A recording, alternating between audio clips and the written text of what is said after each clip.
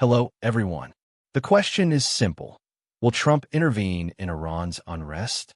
If he does, what would it actually look like? How long would it last? What would Washington aim to achieve? And what risks would Americans feel first? Proxy retaliation, energy prices, or a wider regional shock? Let me be clear. I'm not doing 10 possible outcomes. I'm walking through one realistic pathway. The kind of pathway that matches Trump's political style and the region's hard constraints. Why Iran matters in practical American terms. Iran is not just a country on the map. It functions as a hub, a center of gravity for proxy networks, regional pressure points, and deterrence games that can hit U.S. interests quickly. For Americans, three things matter immediately. First, security. U.S. forces and partners in the region become potential targets, not necessarily through direct conventional war, but through asymmetric responses. Second, energy and prices. Even if no one blocks anything, risk perception alone can move markets. Shipping insurance, transport costs, and fear premiums travel straight into prices. Third, the proxy system. Iran's influence often depends on coordination, money flows, command discipline, and the ability to signal across multiple fronts. If that coordination weakens, the regional balance shifts fast. So intervention, if it happens, won't be framed as conquest. It will be framed as risk control. The lesson Washington learned the hard way. There is a blunt strategic lesson from modern conflicts. External pain does not automatically collapse an internal power system. A regime can survive even after a major military shock if its internal security chain stays intact, if the command structure, funding channels, and repression apparatus remain functional. That's why, if Washington chooses to act in Iran, the objective is unlikely to be send a warning and leave. The objective becomes break the regime's ability to coordinate, command, and sustain internal control, to trigger a crisis of command and force fragmentation inside the security state. This is exactly where Trump's instincts fit. He prefers short operations with strong psychological impact, followed by political leverage. He wants an outcome he can sell as, I force change. So what does that pathway look like? Phase 1. The ramp-up already underway. The first phase is not bombs. It's framing plus readiness. Publicly, it looks like escalating language, red lines, warnings, moral justification, and messaging designed to create domestic legitimacy. If action is taken, the White House needs the story to read as controlled and necessary, not impulsive. Privately, the ramp-up is about insurance. Washington focuses on two parallel tasks. Task 1, protect U.S. assets from retaliation. That means hardening bases, improving regional defenses, raising intelligence collection, and watching proxy channels closely.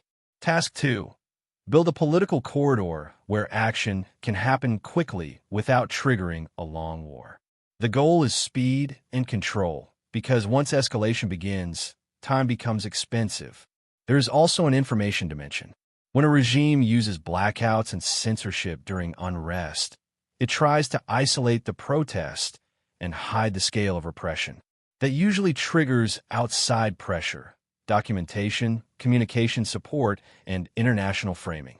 In other words, the ramp-up stage is not only military, it's also political and informational.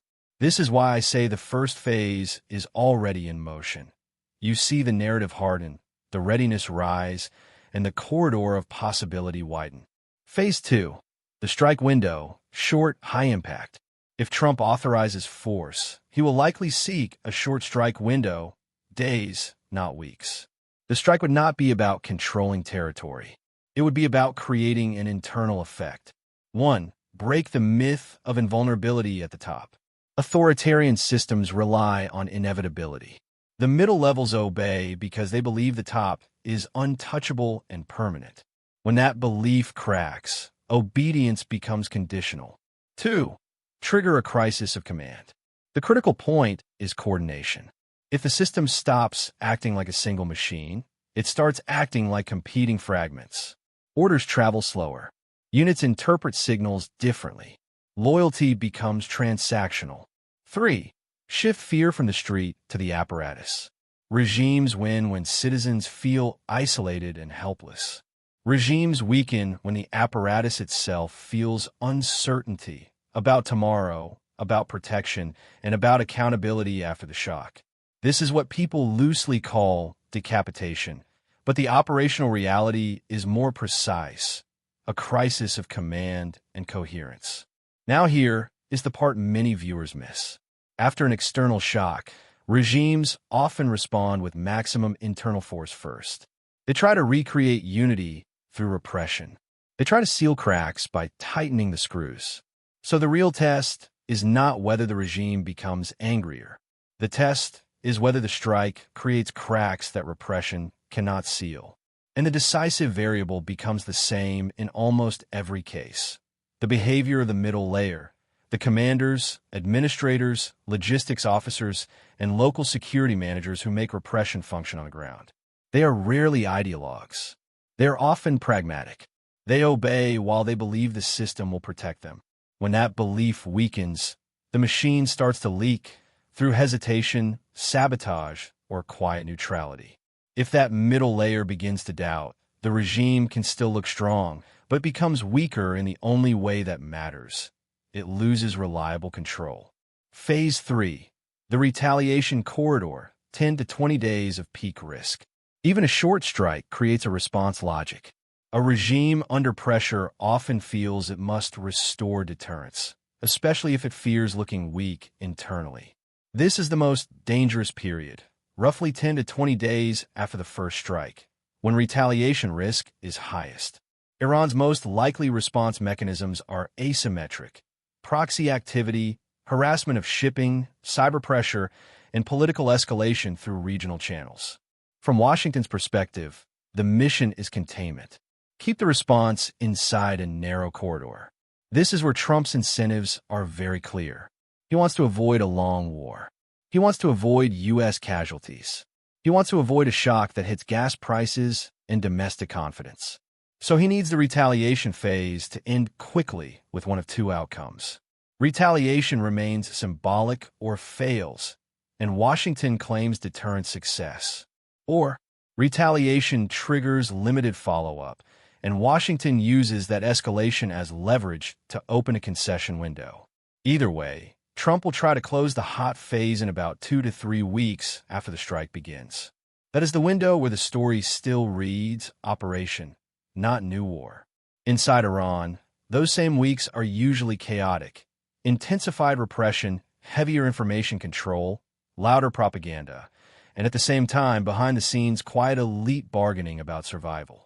And that elite bargaining is the real battlefield. Phase 4, the after phase, political geometry, not fantasy. After a crisis of command, 3 trajectories typically compete. Trajectory A. Security state consolidation. The security apparatus becomes the new center. It may sacrifice some political figures to preserve the core. It may declare emergency logic and rule through force.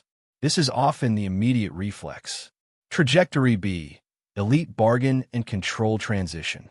A segment of elites tries to negotiate a survival formula. Restructuring, limited opening, partial concessions, and a new bargaining channel with the outside world. From Washington's perspective, this is the most manageable outcome. It produces a counterpart for negotiation and reduces the risk of uncontrolled fragmentation. Trajectory C. Fragmentation and competing projects. If command collapses too fast, multiple projects compete at once. Centralists, decentralizers, diaspora political brands, regional power brokers. This is the worst outcome for the United States. It increases terrorism risk, produces migration shocks, and destabilizes energy corridors for years. So here is the key strategic truth. Even if Washington tries to break the regime's internal coherence, it still seeks a controlled landing, not a free fall. That's why the tools after the strike matter as much as the strike itself. Recognition, sanctions relief as leverage, humanitarian channels, targeted financial mechanisms, and a political architecture that rewards stability. This is also where the future model question appears: restoration under a new face, negotiated transition, or decentralization. Washington may try to influence the direction, but it cannot simply design a new Iran. It can only shape incentives and try to avoid the worst chaos. What success looks like for Trump? Trump needs results he can sell in 3 layers. Layer 1, immediate. A visible reduction in mass violence, partial restoration of communications, and a shift in tone that looks like retreat from the most extreme measures. Layer 2, structural. Visible cracks inside the system. Elite splits, emerging transition figures, reduced cohesion in the security chain, and a new negotiation channel. Layer 3, strategic. A weaker proxy projection, reduced regional pressure, and a deterrence message. This time, Washington acts fast. He also wants a personal narrative. I prevented a bigger war. I forced change. I made the system move. The biggest risks Americans should understand. Let's be direct. Risk 1, escalation through proxies. Even limited action can expand through networks beyond Iran's borders. Risk 2, energy shock. Markets move on risk. If shipping fear rises, Americans feel it at the pump and in inflation expectations. Risk 3, rally around the flag inside Iran. External pressure can temporarily unify parts of society behind the regime, especially if the regime frames the crisis as national survival. Risk 4, uncontrolled fragmentation. If the system loses control too fast, the aftermath can be more dangerous than the old order. That's the paradox of intervention. It can weaken a hostile hub, and it can also open a box that no one controls. Indicators to watch. If you want practical markers, not slogans, watch these. White House language shifts from warnings to inevitability. Visible changes in base posture and shipping security. Rapid insurance warnings, shipping risk alerts, and evacuation advisories.